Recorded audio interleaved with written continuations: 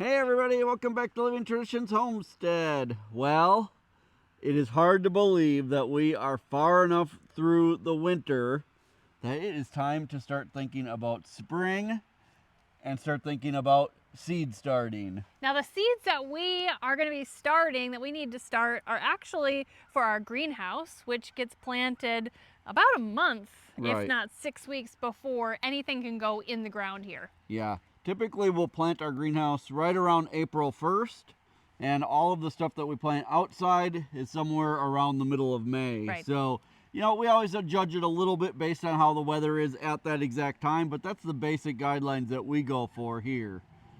Now, for those of you who haven't been following us for a whole year yet, you may not know, but every spring, one of the businesses that we have here on the homestead, or one of the ways that we make money, is by selling vegetable plant starts at our local farmers market. We start a lot of seeds for our farmers market, and we do that all in this little building right here behind us that we have called, and you guys actually named, our subscribers named, the Sprout House. Now originally we bought this little building at our first homestead here in Missouri. We used it as a little guest cabin, but it wasn't being used very often, and we thought it was just kind of a waste to, barely ever use it.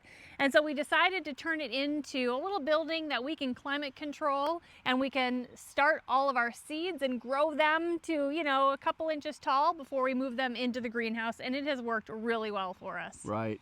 But today we aren't quite ready to start seeds for the farmer's market yet, because we don't start seeds for the farmer's market.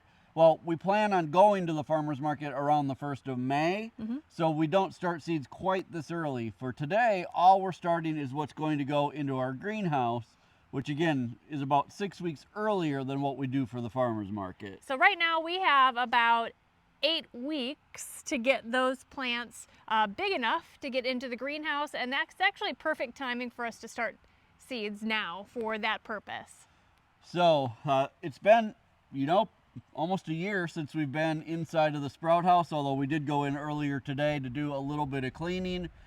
This is the time of year we get in there. We need to make sure all of our heat mats are working, lights and all of that. So let's head inside. We'll show you guys around the sprout house inside, kind of show you our setup, and then we're going to actually get some seeds started today. So here we are inside of the sprout house. It might be a little bit echoey, so I hope it sounds okay in here. It's just pretty much a wood structure inside. But we do have this completely insulated. We insulated the ceiling, we insulated the walls, so we're able to heat this and cool this when we need to very easily. I wanted to show you guys the setup that we have in here for starting our seeds. You can see that we have shelves here. These shelves all have grow lights on them. In fact, let me turn them on for just a second. This is one of the things we need to do today, is just make sure everything is still working. We use LED grow lights. It looks like, as far as I can see, all of those are working. Now we use the blue and red grow lights, LED grow lights, but to be honest, you guys, if I had to do it again, I think I would have just stuck with plain white grow lights. I don't see a big difference in the way that the red and blue ones work as far as making the plants grow, and it's a lot harder on your eyes having these. So a lot of times we'll actually hang something in front of these while we're in here working. So, but at this point we've invested in all of them, and I'm not going to redo them just for that reason. But if I were starting over, I would just stick with white LED grow lights. So we've got this shelf here. We've got another shelf over here. These also have lights on every shelf. Looks like those are all working as well. We do have these all on timers once we get into farmers market season, so everything works on a timer. And between these two shelves, we can fit about 1,000 plants on these shelves. A little over 1,000 plants. I think it's like 1,200 or so plants on these shelves. So that is where we have all of our seedlings when they're small, before they're big enough to go out to the greenhouse, or before the weather is warm enough to go out to the greenhouse. Now this shelf back here, this is where we have all of our heat mats. This is where we do our actual seed starting over here. We have these heat mats on so we can warm the soil up. There are grow lights over here as well for the plants that do need grow lights. Some plants you want grow lights for the seeds to germinate, and some plants it doesn't matter whether or not they have light to germinate. So we use them when we need them. And then when we're done with seed starting season, if we have extra, small plants and we need extra shelf space, we can use that for that as well. These are on a timer as well, although the heat mats themselves, they stay on all the time once we're, start seeds. Now most years, this little table that we have built here, this is where we keep a little coffee maker. Our coffee maker actually died at the end of last season, so we're going to be getting a new one. We spend a lot of time out here in the spring and late winter, so we definitely need some coffee while we're out here. So we need to go to the store and get a new coffee maker. Then the last thing that I want to show you in here is our heater. This is just a small vented propane heater. We have a propane tank outside. This will keep we keep this on like a kind of a medium setting, and it keeps it about 70 degrees in here, which is perfect for seed starting. Those of you who have been following us for a long time may remember, I think about 4 or 5 years ago when we first started using this building for this purpose. At first I had a ventless heater in here, and we couldn't figure out why that year all of our plants were dying inside of the sprout house. It turns out that having the ventless heater, there were fumes coming off of the propane from burning the propane that was actually killing our plants. It took a long time to figure that out, but once we did figure it out, we switched over to a vented heater, which has a vent that goes out this back wall, and ever since then we haven't had a single problem. So it has been a real blessing to have this heater. Everybody always asks what brand it is. It's an Ashley Hearth product. We just bought it on Amazon. I think we have a link to it in our Amazon shop. A couple things that Kevin built in here which make it super handy for us to work. The first is this nice workbench. This is big enough for the two of us to be working side by side. We can get double the amount of work done. It's tall enough that if we want to stand and work, it's a comfortable height, but it also is tall enough that we can have a couple stools out here. We can sit and work if we want to. So this is super handy. A shelf up here just for our stuff. And then back here is kind of a closet. Originally, when this was a little guest cabin, this was a small little bathroom. But we use this just for storage of our trays. There's a light, got a little shelving unit thing in there. It just holds the stuff that we need. So it really is, it really works well for us to spend time out here and start all of our little seedlings. So we're gonna get ready to start planting the seeds for the day. We are gonna be planting all of the tomatoes and pepper seeds that we need for the greenhouse. Also, we're gonna be starting some of the spring growing seeds that we need. So cauliflower, 2 types of cabbage, and collard greens. So let me grab some of the things that we're gonna be using to do our planting today.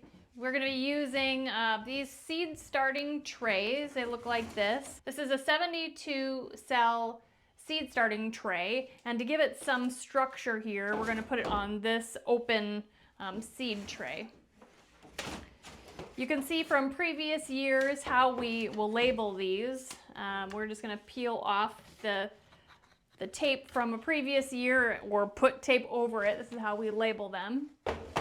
We keep seed starting soil in here in Crystalix tubs so that it's easy for us to just fill these trays in here. This is just standard seed starting mix. You can get this at Walmart, any like nursery, or it's just easy to come by. There's not a certain type that works better than the other, just seed starting mix. And there's one more thing that's important for us to use when we're starting seeds.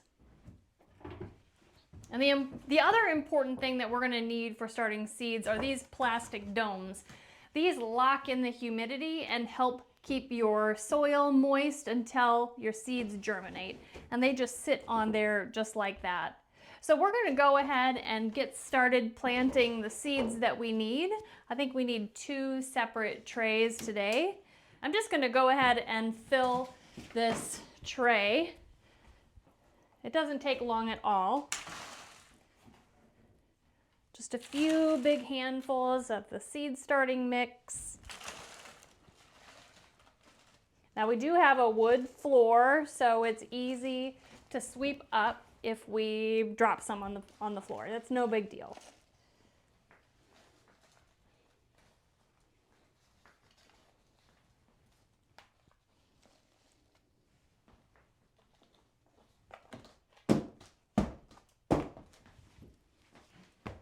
that's too much, we just scrape back in there. Okay, we're ready to get started planting some seeds. So the first thing we're going to start today, you guys, are tomato seeds, which if you know me, you know that this is my favorite day of the year. Well, no, it's not. The first ripe tomato of the year is my favorite day of the year. But we don't get there unless we start tomato seeds today. So this is an exciting day because it means we're that much closer to tomato season. This year, we're going to be planting just about half of our greenhouse in tomatoes again, just like we did last year. Our greenhouse, for those of you who don't know, is 20 feet wide by 60 feet long, so we can fit quite a few plants in that greenhouse. We're going to be doing a total of about 28 plants, I think, in the greenhouse this year. If I remember correctly, I think that's about what it is.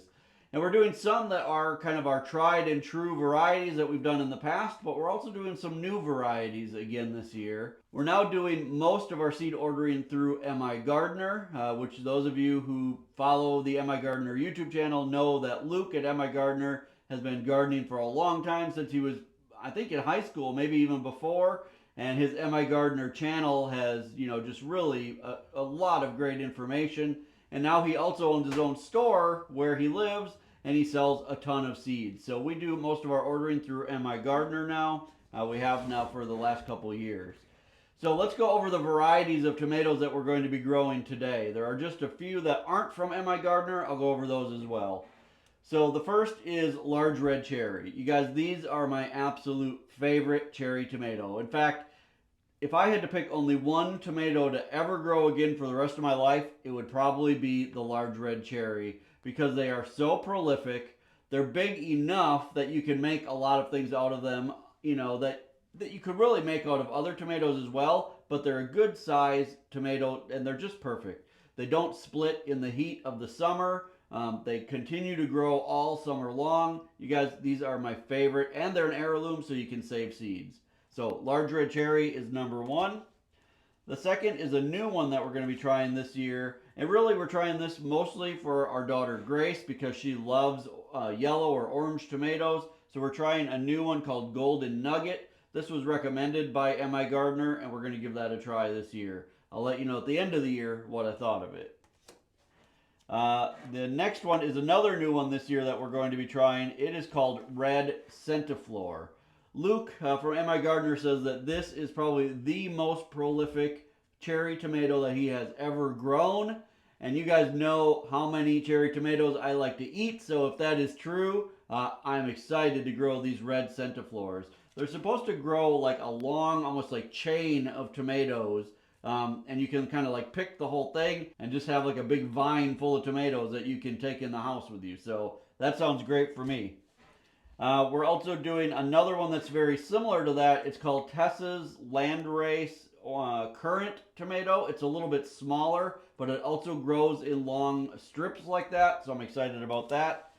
And then the final cherry tomato is actually a hybrid tomato, but it's one that I grow every single year because it is such a good producer. It never cracks in the heat of the summer, and you guys, this one continues to grow. I mean, normally when we know our first frost is coming, which for us is around the middle of October, we go out and we pick usually a couple hundred of these at the last minute, just because they're still producing so much that late in the season. And this one is called Juliet. We got these from Fedco Seeds because, again, this is a hybrid, so MI Gardener doesn't carry them. On to slicing tomatoes. This year we're actually doing a few less slicing tomatoes than we did in the past. That's because Sarah did so much canning last year that we don't need as many slicing tomatoes this year. So we're only doing two varieties this year. You probably guessed the first one, which is our absolute favorite slicing tomato, called Jetstar. This is another hybrid tomato, so we got this from Totally Tomato. But this is just always an excellent producer. Always, just like the same results every single year, which makes it very good to grow because you can predict how well it's going to do. And then the second one is called Rose de Bern, which is another one. It's similar to the Jetstar. We're actually testing this out because it is supposed to be very similar to Jetstar, but because it's an heirloom, we should be able to save seeds from it. Now we wanted to get this from MI Gardener as well, but because they were out of the seed, we did end up getting this from Fedco. And then the final two that we're going to be doing are paste tomatoes. The first one is one that Sarah fell in love with last year, the Amish paste. And then the second one is a Jersey Devil. If you're not familiar with what paste tomatoes are and how they differ from other tomatoes, the paste tomatoes are a drier tomato. They don't have a lot of juice in them and they have less seeds. So when you can them, you don't need to cook them down as long to get all that water off because they're already drier to start with, which makes them perfect for making sauces and pastes. So those are the tomatoes that we're going to be growing. Sarah's going to give you a quick how-to on how we start our tomato seeds because time's a wasting and we need to get busy growing some tomatoes. Now, starting your own vegetable seeds really is easy, but a lot of people are very intimidated by it. So I want to just share with you how easy it is.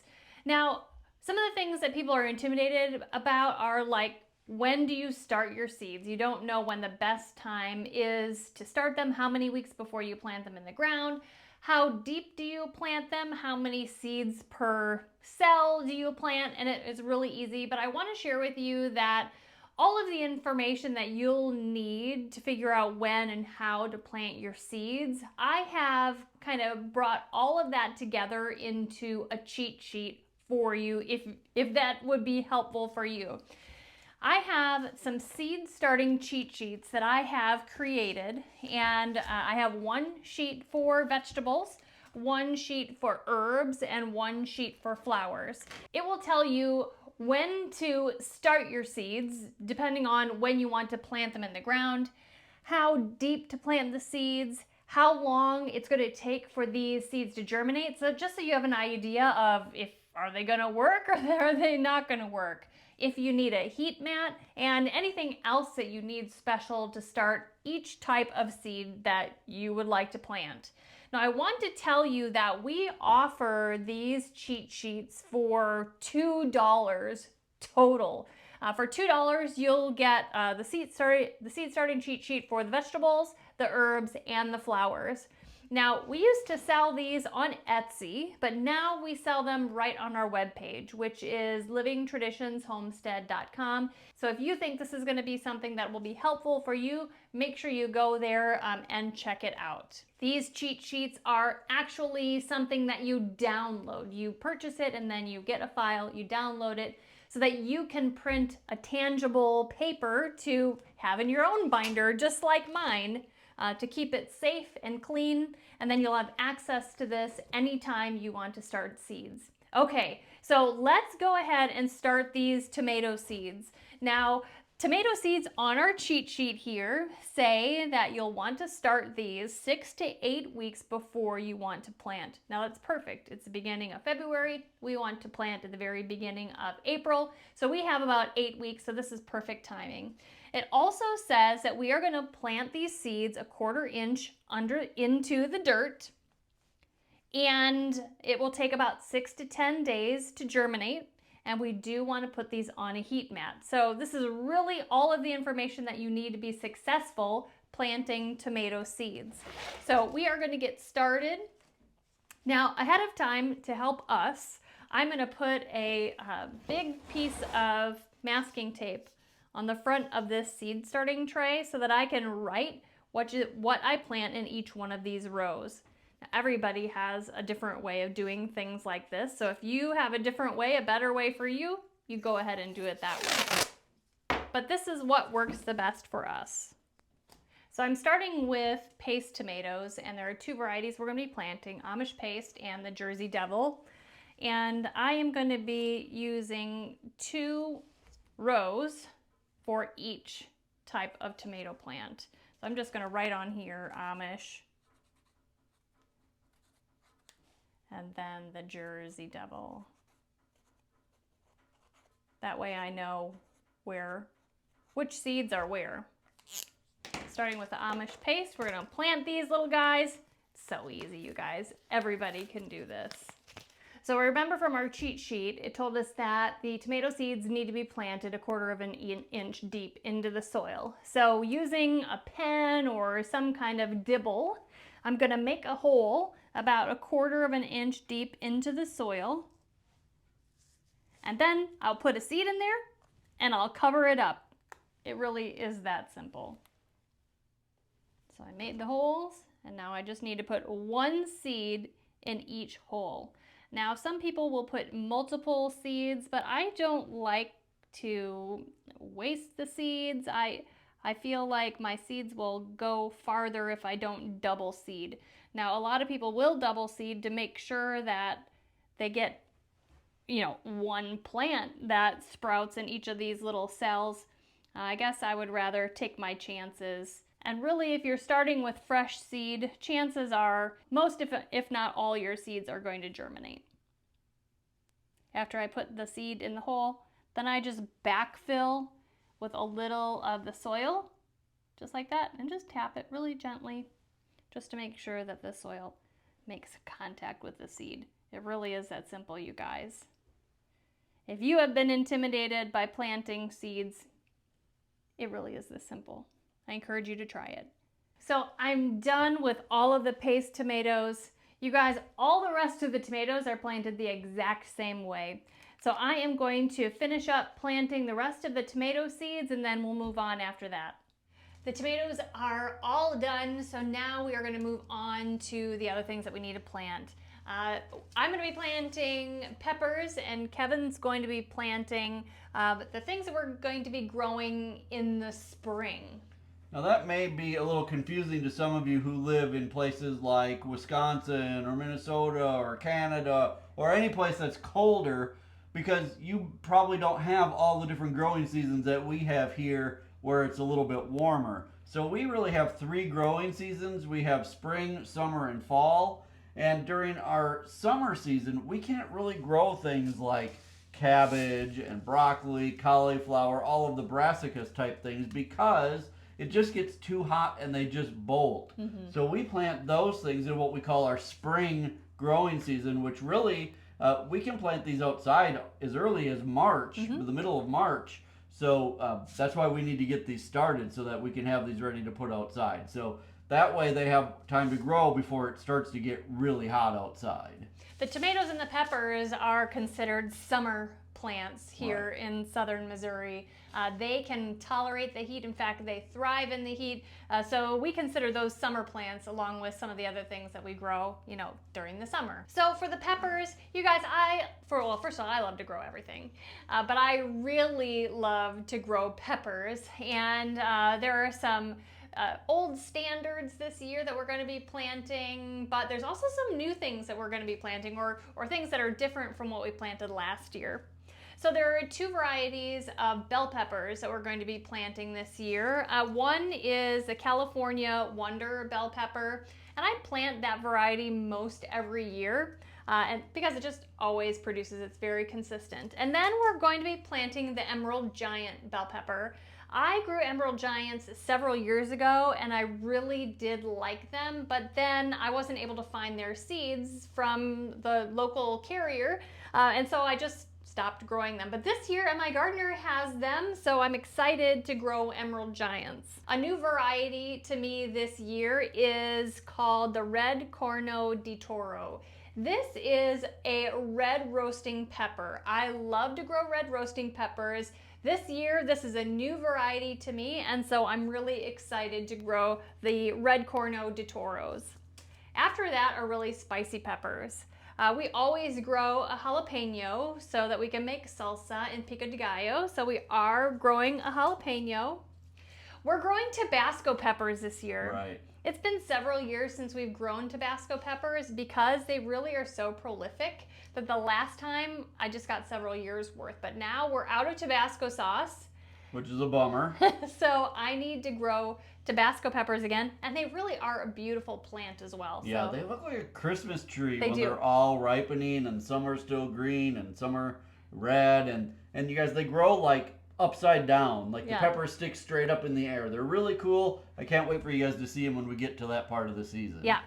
Then we're going to be growing Hungarian hot yellow wax, which it's been a couple years since we've grown those. Right, and I love to make fresh hot sauces during the summer, so that's one that I'm excited to turn into some fresh hot sauces. And then the last one we are going to be growing is a not spicy version of a typically spicy pepper. Right. This year we're going to be growing the habanada, right, which is a not spicy version of the habanero. Right. So it's like it looks like a habanero, tastes like a habanero, but there's no heat. And I like these.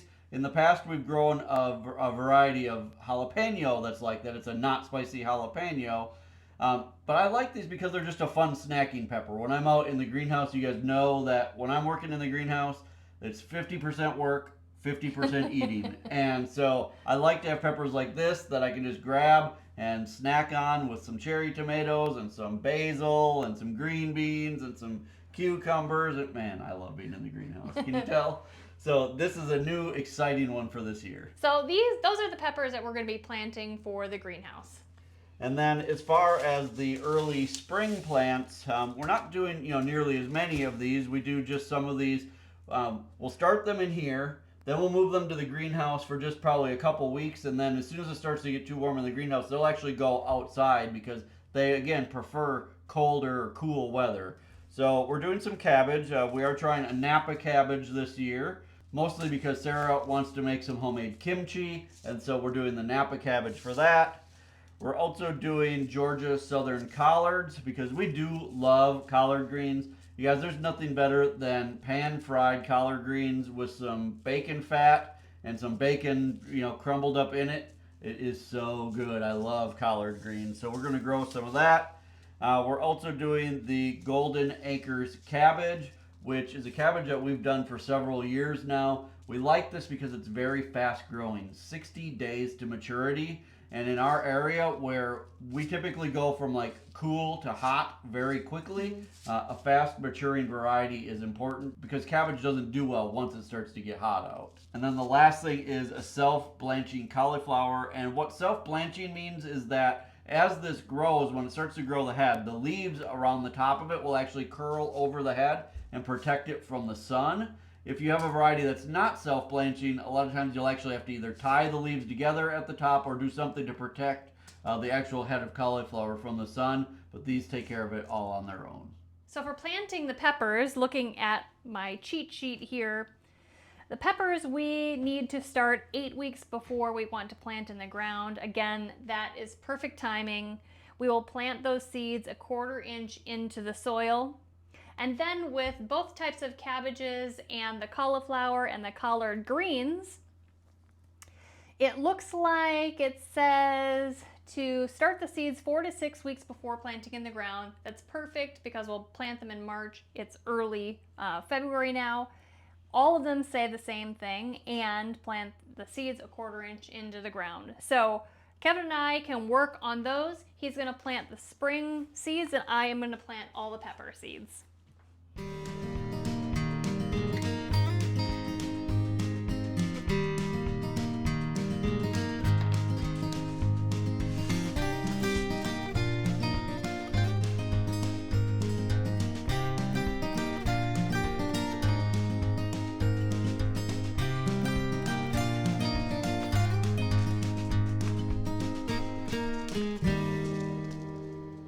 All right, now that all of our seeds are planted, it is time to water all of our seeds and then put our humidity domes on. Now, when we have seeds in plug trays like this, especially tiny little seeds, we like to use one of these pump-up sprayers. This works, I think, the best for watering these. Once the plants are up and they've got a little strength to them, then we like to switch to just these homemade waterers that we have. We've been using these, honestly, the same ones for probably 5 or 6 years. But these, when you fill them up, and then you can just use this little straw to put water on each little plant. But we don't do that until they've got some roots to them. This just seems to be a little more gentle for them. So I've already got this pumped up, filled with water. Basically, we're gonna water these thoroughly, but we don't want to go overboard because we're also gonna put the humidity dome on. So we'll just give everything a good spray. Now, because we're putting these on the heat mats, it is important that we water these thoroughly, because the heat from the heat mats is going to make the water evaporate faster. We are going to be putting the humidity domes on, and that will help keep some of that moisture in, but it doesn't help keep all of it in. If you don't have the humidity domes, then you can use a piece of plastic wrap over the top of your trays, and that will also help. But if you're going to do that, which works just fine, and we do that when we run out of the humidity domes, you just need to make sure that as soon as your seedlings are up, you take that off right away so that they don't stick to the underside of the plastic wrap. All right, so those are plenty watered for right now. We'll come back in the morning and we'll water them again. Now, from here on out, we keep this building heated around the clock until all of our seedlings are done, or until it gets too warm outside. This heater that we have in here does have a thermostat on it, so it won't get too hot. Right now it's about 73 degrees in here, and it's been maintaining that, so that's about what we want. All right, those are all set to go on to the heat mats. We already have this shelf worth of heat mats already turned on, so they're nice and warm. We made sure that they worked before we did all of this. Now, the peppers and the tomatoes absolutely need to be put on a heat mat. They will have much better germination if they're on heat, and honestly, if you don't have them on heat mats, they may not germinate at all. But the cabbage, the cauliflower, and those kind of spring vegetables, they don't necessarily need to be on a heat mat, but I like to put them on the heat mat because they germinate so much faster. So all three of these trays are going to go onto the heat mats. Now also, these vegetable seeds, they don't need light in order to germinate, but as soon as they germinate, they need light. So we can choose not to turn the lights on right now and then watch them, and as they start germinating, we can turn those lights on, or we can just start turning the lights on right away so we don't have to worry about it. Either way is just fine.